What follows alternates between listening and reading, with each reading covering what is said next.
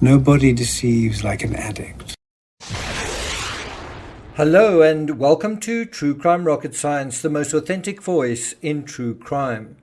Well, it's been 415 days since 5-year-old Summer Wells disappeared on June 15 last year. Of course, she's 6 years old now, and that is quite important when you consider this whole idea of Don writing a letter to his daughter. I mean, wasn't she illiterate? Would she actually be able to read that letter? Was she able to read when she disappeared prior to receiving any schooling? Now, it's obviously been a while since we dealt with the Summer Wells case. Like the Morphew case, a shadow surrounds Summer Wells. It's hard to be optimistic about this case more than a year later. It also feels like analyzing Don's letter is adding insult to injury, doesn't it? Even so, I think it's worth highlighting a few unusual terms from Don's letter. So here goes. Before we get to that, if you haven't subscribed to the channel, please do. Like, share, leave a comment. If you're enjoying this content, you're also welcome to click the thanks button. And let's get started.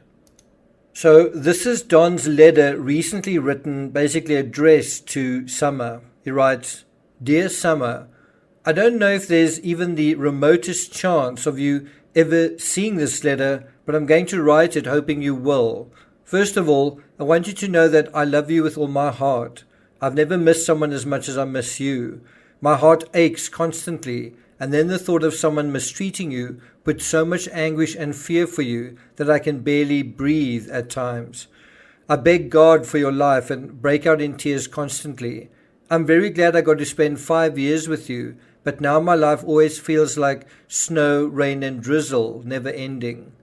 You are the highlight of my entire miserable existence on this earth. I love you, Summer, with every fiber of my being, sweetheart. I love you and I will never give up on you, and one day I will see you again. Always and forever, your earthly dad, Father."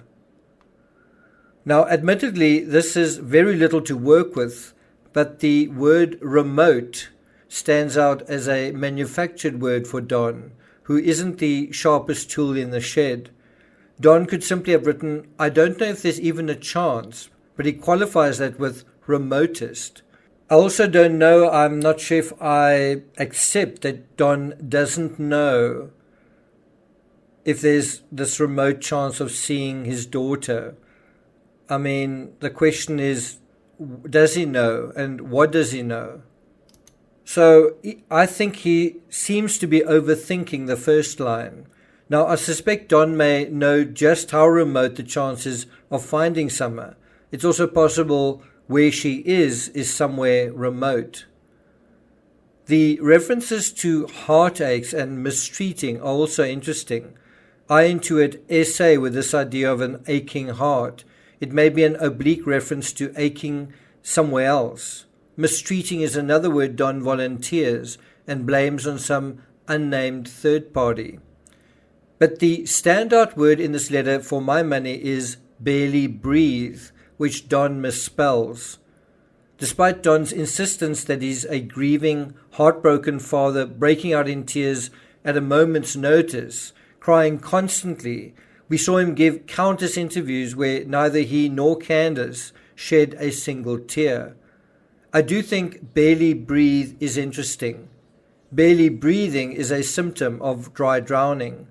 Summer couldn't swim, and we know from Macbeth that she submerged completely at the swimming hole on the day of her disappearance, and she was under the water for an indeterminate period. Although she may have appeared okay after that, it's also possible she may have breathed in water while underwater. Breathing in water can cause a child's vocal cords to spasm, constrict, and close the airways. Dry drowning symptoms can begin immediately or as secondary drowning symptoms as long as 1 hour after the incident or more. Symptoms include lethargy. In Summer's case, in that last photo, she appears to be sleeping.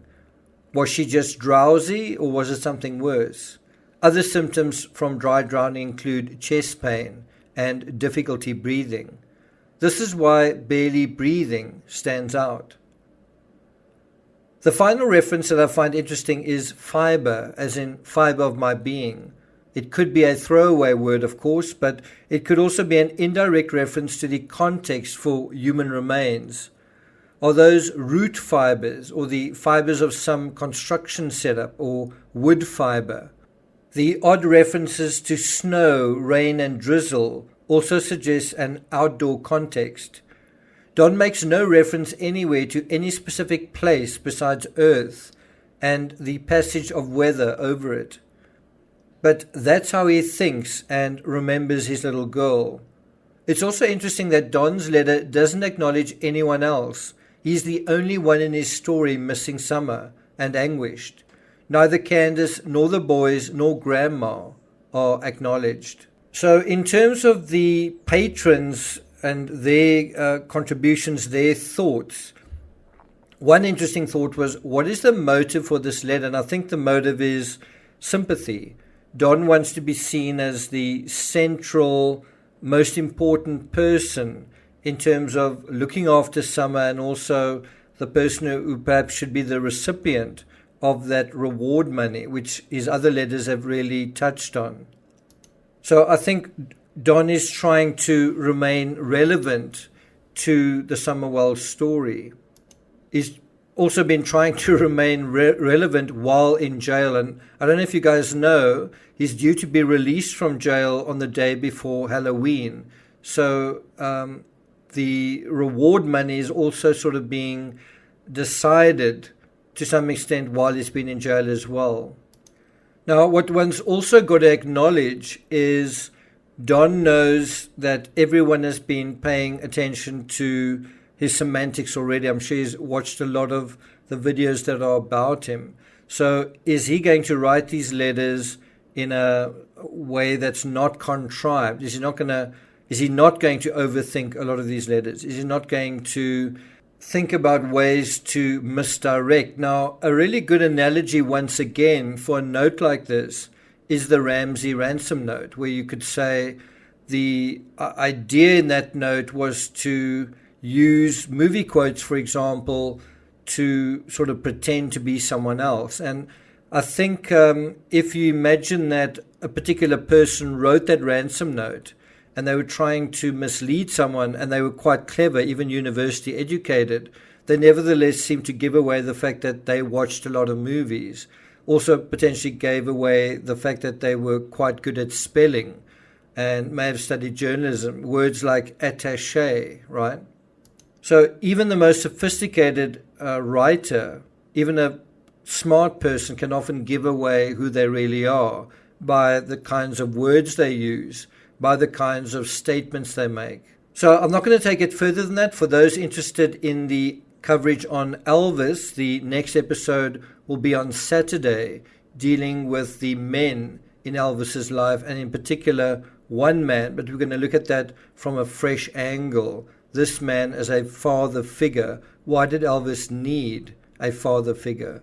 Thank you for listening, and I'll see you guys next time.